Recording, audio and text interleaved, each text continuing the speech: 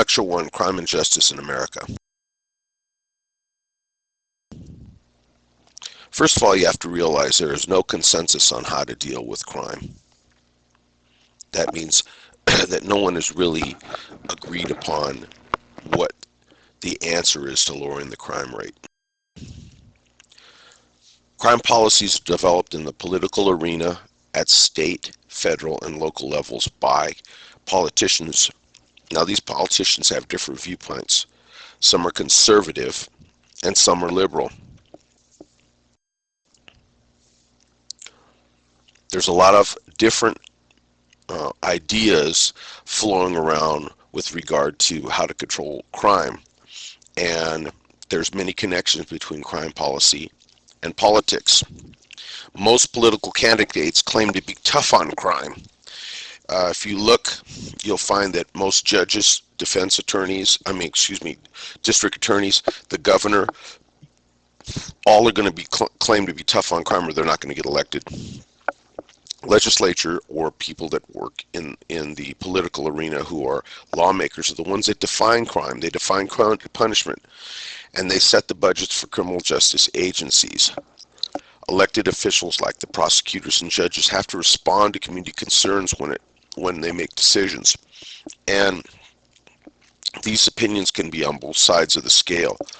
The liberals, for instance, in the policy regarding drugs and selling of drugs, the liberals think that legalizing drugs will make it a situation where it'll destroy the black market underground for sales of drugs, and the conservatives feel that it's better to punish.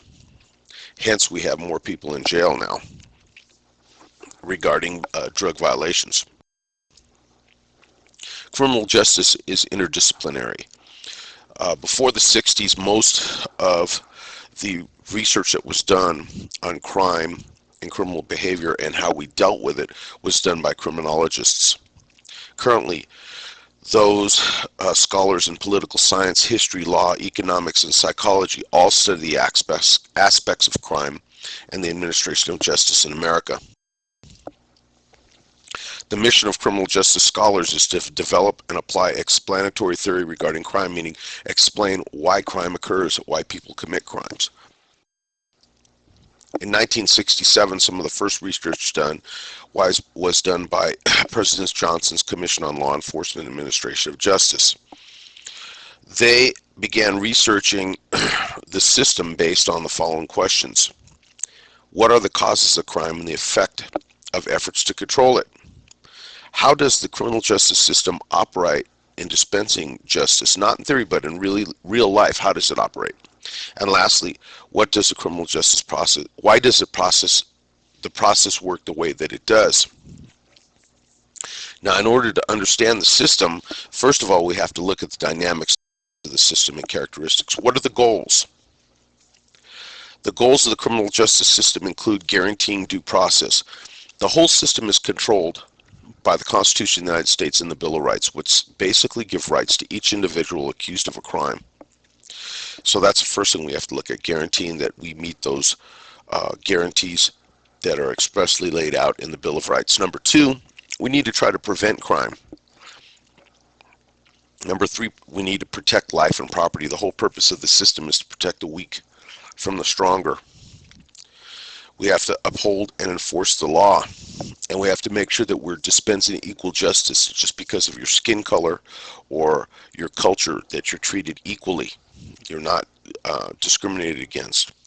We need to make sure that we apprehend offenders, because if we don't apprehend offenders and mete out some sort of justice, then victims of crimes and their families will try to mete out their own system of justice. If people don't believe that that people are being punished for crimes, they'll go out and deal with it themselves.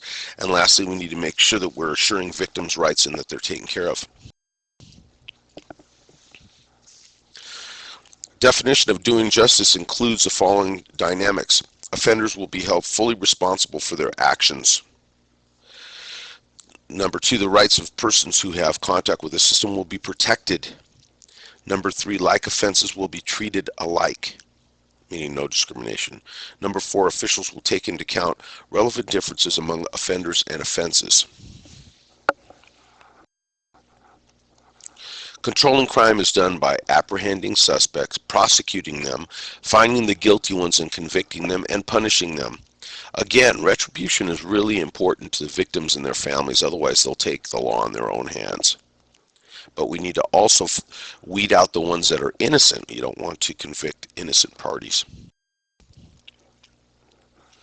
Preventing crime strategies. The way that we prevent crimes is, first of all, we have laws on the books that basically say that if you do something, you're going to be punished. This has a deterrent effect because people know that if they go do that, they're going to spend time in prison.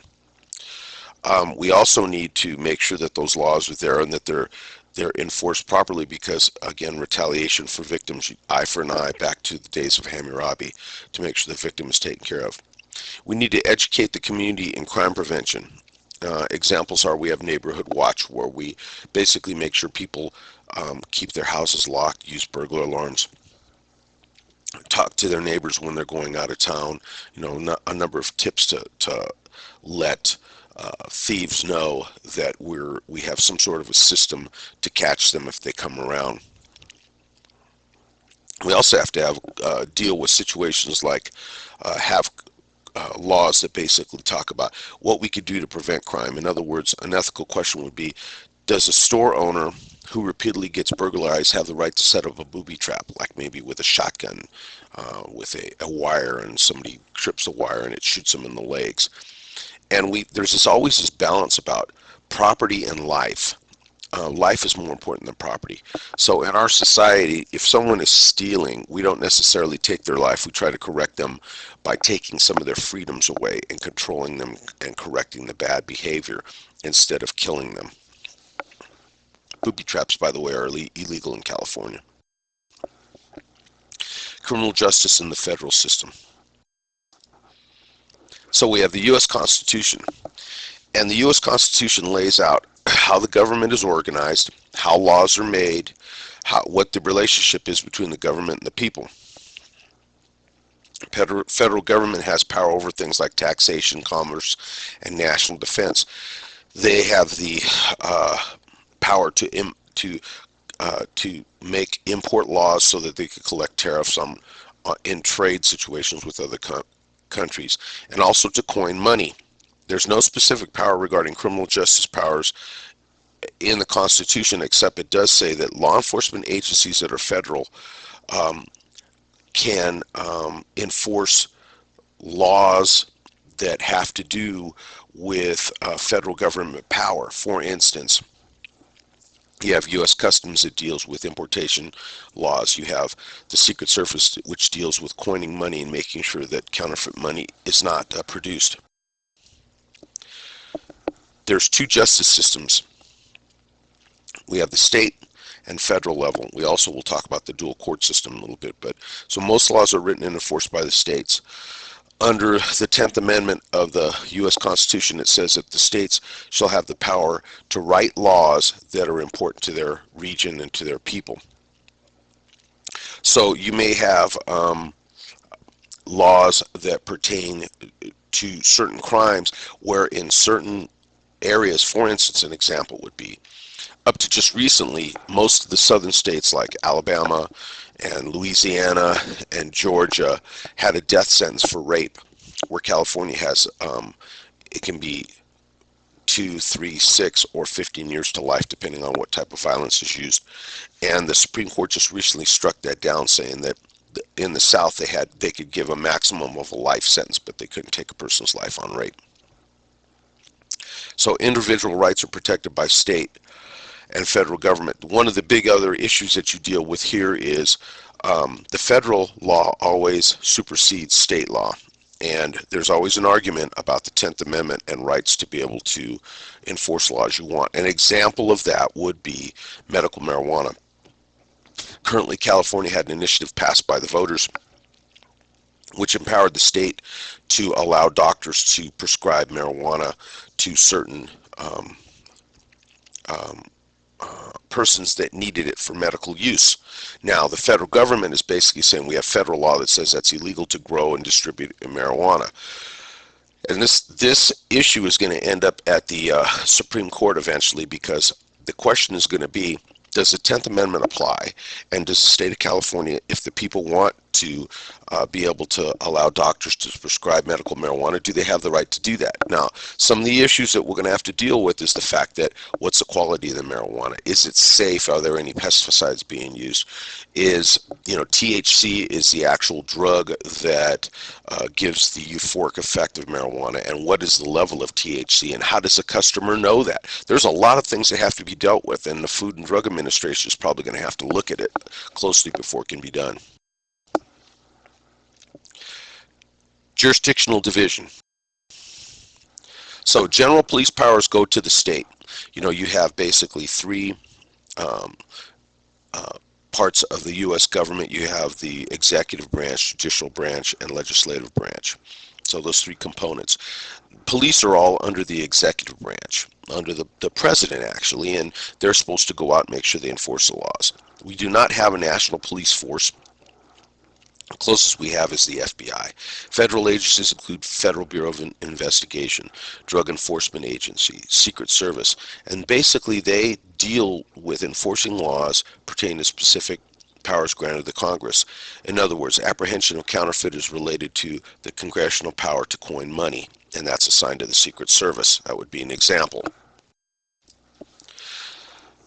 Now, because there's been a number of criminals who've committed crimes across state lines, gambling, drugs, pornography, organized crime, the FBI has taken more of an active interest and have been allowed now to assist local agencies. Before, the FBI really did not assist local agencies except under certain specific crimes. Now they deal with drugs, they deal with robberies, they deal with murders and serial murders, they deal with missing persons, and it's been a great help to local law enforcement. They also have always dealt with taking stolen property across state lines or vehicle theft. And of course bank robberies, because of the federal deposit insurance corporation that insures your money when it's in the banks. The FBI is the one that enforces bank robbery, investigates bank robberies to make sure that there are no scams and that insurance is not being abused or misused. Now, the law enforcement agency that makes the arrest determines where the case will be heard. If it's a state police department or a local police department or Department of Justice associated to a state that makes the arrest, so in other words, if San Francisco Police Department makes an arrest, the case is going to be dealt with in a California state court. If the FBI, DEA, alcohol, tobacco, firearms, a federal law enforcement agency makes the arrest, it is going to be heard in the federal court system. Criminal justice as a system. What's a system? Well, it has parts that make up the whole. It has a unity of purpose. When one part takes an action, it impacts the other parts. It's kind of like a pie, but it's a little bit different. If one part does something different, it affects the workings of the other parts, and we're going to talk about that a little bit more in depth. Criminal justice from a system perspective. So you have law enforcement, and that includes the police and the sheriff and state police, CHP, the marshal's office, the district attorney, and victim witness services. That's the first component. People come into the system, they come in there. The second component is the judicial system. That's totally separate from the police or law enforcement. The suspect is brought before them, and they become a defendant, and they go through trial court. Now, they may also go through appellate court if they feel that in the trial they were not given all their rights. They have public defenders that could be assigned to them, and we still deal with victim witness services at that level. The final component is corrections. For those persons that are found guilty, they can be assigned to any one of these agencies that I've showed you: California Adult Authority, the County Probation, Department of Corrections, California Youth Authority, or the one that's not on here is the Federal Bureau of Prisons if they violate a federal law and they go through, income tax evasion or something like that. and also victim witness services in this area. Each of these groups has its own goals and needs. The subsystems are interdependent. In other words, the operations of one unit would bring about changes in the other. An example, an increase in felony cases will increase the workload of all the units in the system. Let's say that, it doesn't even have to be a felony. Let's say that Oakland Police Department decides that they're going to go out and do a sweep, and they're going to do a sting operation on prostitution, and they make 120 arrests over the weekend. Now, they haven't told the DA about this to be prepared for it. So on Monday, the DA comes in, and maybe he normally has 40 or 50 cases. Well, he's got the 40 or 50 plus an additional 120 cases. He's going to have to do something, or she's going to have to do something to offset that extra work. So what you might find, and we call these different groups actors. So the police are actors, the court system are actors, and the correctional system are actors, and they're individual or actors that can affect the system. So what's he do? He starts to plea bargain in exchange to try to get things through, because his job is to try to move the cases through in an expeditious or a quick fashion. This may be done by offering some sort of a plea bargain or a fine to defendants. Characteristics of the criminal justice system. Every unit in the system practices discretion. That means that at any point in the first two areas, the person can be kicked out of the system. Officers have a lot of discretion. In the penal code in California, it says that officers may make an arrest. It doesn't say shall, it says may. So there's been some studies done on why officers make arrests. One study was done in New York where psychologists rode around with police officers, and they found a variety of different reasons that officers made arrests, including physical needs and emotional needs. Now, examples of that are this. So one researcher would ride around with an officer for 6 months. After they made an arrest, they would ask a protocol of questions or a list of questions and find out how the person was feeling. Were they angry? Were they calm? Were they emotional? Were they distressed? Were they depressed? What was their feeling emotionally? And also, how did they feel? Were they sick? Did they feel healthy? Were they hungry? Even things like, did they have to go to the bathroom? And these all affect whether or not an officer will make an arrest. In one occasion, a researcher observed an officer, and a guy was kind of bad-mouthing him. The officer arrested him. And when he asked him why, he says, well, the guy kind of was mouthy, and he disrespected me, and I had the probable cause to make the arrest, so I did it. They had another case where they went out, and the individual they were dealing with was also very mouthy and very disrespectful. And in this case, the officer did not make the arrest. And the researcher questioned him and said, why didn't you arrest this guy? He was worse than the guy last night. And his answer was simple. He said, listen, when we left the station, did you see the line in booking? There was like about a 2-hour line to book people. And the bathrooms there are terrible. And I have to go to the bathroom really bad. I'm not feeling very good. I ate something bad or whatever. And therefore, I didn't want to arrest this guy and then have to hold it.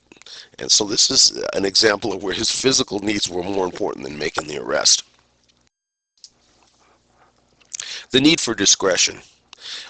The system would be overrun if every violation were formally processed, and the cost would be staggering. And so basically, criminal justice practitioners believe that in many cases, justice can be achieved through informal procedures. In other words, when the officer is dealing with somebody, they may be able to deal with the problem informally without having to arrest the person. When the district attorney gets the case, they may bring the person in and deal with the situation there informally. If a person's found guilty, the judge may elect to, instead of sending them to prison, give them probation or a fine or something else that they would do, a community service. So these are all examples of the use of discretion. Criminal justice is resource dependent. It depends on legislators, mayors, and city council members who hold the power of the purse. Most police departments have to go and submit a budget every year, and they may not get everything that they want every year. So the monies that they garner from fines, etc., on parking tickets or traffic citations or what have you, that goes to a big purse which is owned by the city or the county that they work for, and they may not necessarily see that money. Sequential tasks. Every unit has a role that plays into this interdependency. So, in other words, the courts can only deal with cases brought by the prosecutor. The prosecutor can only deal with persons arrested by the police. And corrections can only get people that are sentenced by the courts. Filtering. Again, this is another word for discretion. The criminal justice process is a filtering process through which cases are screened. The district attorney does not charge every case. They have the power, what's called nolle prosequi. They can just elect to say, no, we're not going to. We have too many cases. We're not going to handle this. We're going to try to deal this out. Officers also may give advice. Officers can go to a case where you have some juveniles drinking. Yes, you could bring them into court, but they may just take them to their parents and let it be dealt with informally that way instead. The criminal justice system. So again, law enforcement is supposed to protect life and property, engage in crime prevention, maintain order. They're also responsible for investigating cases and apprehending law violators. While they're doing this, they need to assure victims' rights, and they also provide a variety of other social services like recovering stolen property, directing traffic, giving medical attention, and other things like that. They used to do things like get cats out of trees and go to houses and put people back in bed that had fallen out, but that is not happening very much anymore because it's too expensive. The courts and the judicial side, we have what's called a dual system, a dual court system. That's going to be a test question. You need to know this. The dual court system is that we have federal and state courts. And within both of those systems, there are trial courts and appellate court systems. And these are supposed to provide due process, make sure that the rules are followed. They're supposed to make sure that fair judgments are rendered and that just punishment is given out and assure the victim's rights. In the area of corrections, they're supposed to be dealing with rehabilitation, confinement, supervision of parolees and probationary people in the community, and also assure victims' rights. Currently, there's over 4 million persons under supervision of corrections. Only 1/3 are actually incarcerated. About 2/3 are under supervision on the street. There's this new trend to where there's privatization of correctional organizations, and there's companies like Wackenhut, which started, I believe, in Miami, but they've had prisons in Australia. We have 5 private facilities in California. They might be more efficient. They may not be as effective. The reason that they're a little more efficient is because they're not governed by the same state or federal guidelines in how to be able to procure or buy property and build property. They could just lease a building, put some bars up, put some electronic monitoring, and keep lower level prisoners, and they could probably do that within 6 months, where for the state to do the same thing, it might take 3 to 4 years to get somebody actually inside the facility. The author talks about the criminal justice wedding cake, and what he's talking about there is how importance is assigned to the variety of different cases that might come through the district attorney's office. The criminal justice wedding cake would have multiple layers. On the top, you'd have felonies of notoriety like Michael Jackson case, or a variety of these, the Scott Peterson case. Below that, you'd have other serious felonies, and then lesser felonies, and on the bottom you would have the misdemeanors. And it just basically kind of tells you the screening process and importance that cases are going to be given attention. So in this lecture, we've covered a variety of things. I've given you a list of key terms, including you should be able to define who's the law enforcement component, judicial system, corrections. What's due process mean? What's filtering and discretion? What's crime prevention? What is the makeup of the criminal justice system? How is it interdependent? What do we say when we say that criminal justice is interdisciplinary? What is a dual court system? And what is a criminal justice wedding cake? This is the end of Lecture 1.